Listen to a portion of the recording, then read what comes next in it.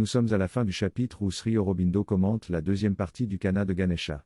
Il explique qu'avec notre capacité limitée, notre esprit peut atteindre quelque chose qui ressemble à une perception idéalisée et supérieure de notre esprit. Cela nous permet de nous approcher du Brahman et de le connaître tel qu'il se révèle à notre mentalité. Cette connaissance est le point de contact entre le Brahman qui se manifeste et notre esprit qui atteint ses limites. Il déclare qu'il ne prétend pas bien le connaître, mais il sait que cela n'est pas inconnu de lui. Ensuite, il commente un verset qui parle de la perception du Brahman. Il explique que notre esprit ne peut que refléter une compréhension et une expérience suprême de la forme de l'image du Brahman. À travers cette réflexion, nous trouvons l'immortalité et entrons dans la béatitude de la conscience du Brahman. Il ajoute que cette réflexion est une vraie réflexion, pas seulement une image, elle est la lumière du Brahman qui se pose sur notre esprit. Il explique que c'est la limite de la connaissance par la forme et que le but de la connaissance est accompli. Ensuite, il parle d'un double mouvement qui se produit lorsque nous atteignons la conscience supérieure du superconscient. Il explique que par la réalisation du Brahman en tant que soi, nous trouvons la force qui nous libère des limitations. Par la connaissance du Brahman présent en toutes choses et en tous les mouvements du cosmos, nous atteignons l'infini. Ces deux mouvements sont complémentaires et fusionnent pour devenir un seul mouvement vers l'omnipotence, l'omniscience et la béatitude divine. Le texte aborde deux aspects essentiels, l'énergie et la connaissance. Il explique comment la pleine appréciation de l'expérience et du savoir nécessite une compréhension approfondie des mots et de leurs nuances en sanskrit. Il mentionne que la perception réfléchie est différente de notre perception habituelle, car elle reflète la connaissance elle-même. En connaissant et en comprenant cela, on peut accéder à l'immortalité et à la conscience de l'amrita, l'immortalité, grâce à la réflexion dans la conscience de l'esprit. Le texte souligne également l'importance de la connaissance et de l'expérience dans l'acquisition de la force et de l'énergie nécessaires pour atteindre les objectifs et réaliser le divin.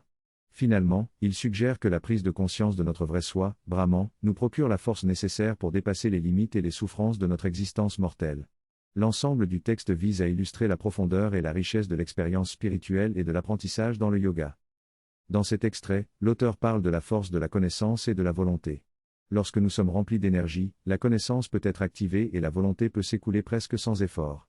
Cependant, lorsque notre énergie est faible, il devient difficile de mettre en pratique ce que nous savons.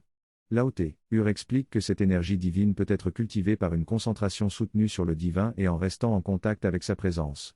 Lorsque nous sommes remplis de cette énergie, surmonter nos limites devient presque effortless. D'autre part, si nous gaspillons cette énergie dans des activités dissipatrices, nous nous trouvons sans cette énergie et nous ne pouvons pas exercer notre volonté. L'auteur parle également de la connaissance de l'immortalité et de la force qu'elle apporte pour atteindre cet état.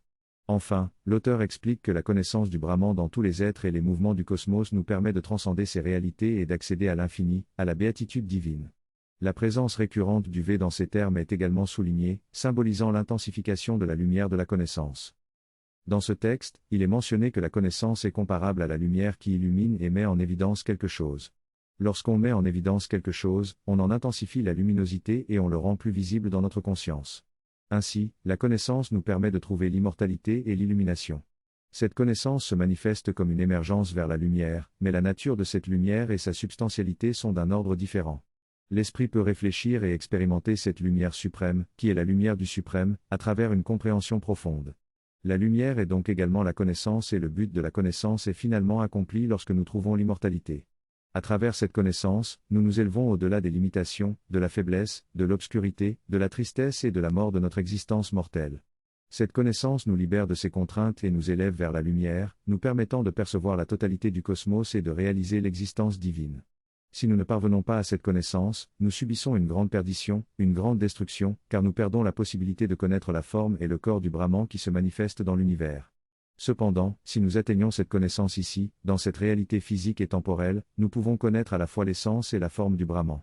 Les sages discernent cette connaissance dans tous les aspects du cosmos en mouvement.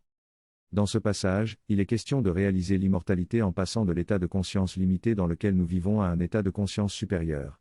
L'auteur explique que nous sommes venus sur cette terre pour connaître cette réalité ultime et que cela ne peut être réalisé qu'en vivant pleinement l'expérience de la vie terrestre.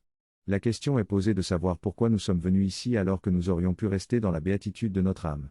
L'auteur explique que nous sommes venus ici pour connaître et découvrir tous les aspects de la divinité et de nous-mêmes, et que cela nécessite de vivre l'expérience de l'ignorance et de la perte de soi. C'est à travers ce voyage que nous pouvons réaliser notre pleine liberté et notre existence véritable. Si nous ne parvenons pas à le réaliser ici, nous resterons liés à l'ignorance et à la vie phénoménale. Même après la mort, il est dit que nous ne pourrons pas atteindre cette réalité ultime à moins d'utiliser notre conscience éveillée et nos pouvoirs éclairés pour la découvrir. L'auteur souligne également l'importance de distinguer entre les différents aspects de notre être, notamment l'âme extérieure, l'âme intérieure et l'âme la plus profonde, qui est le véritable être spirituel en nous.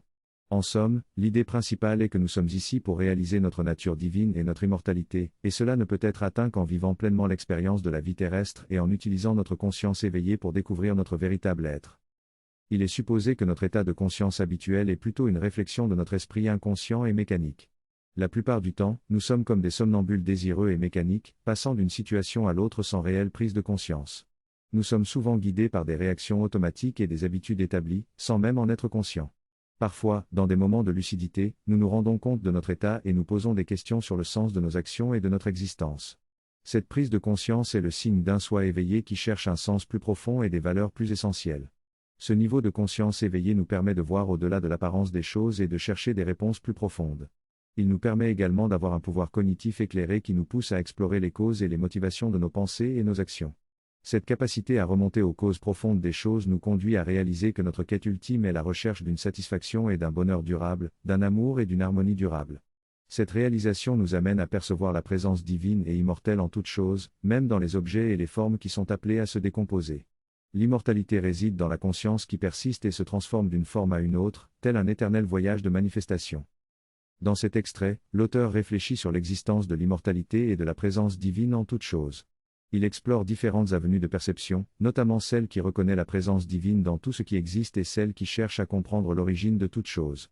L'auteur souligne l'importance de la connaissance du Brahman, la réalité ultime, qui soutient toute la matière et l'énergie.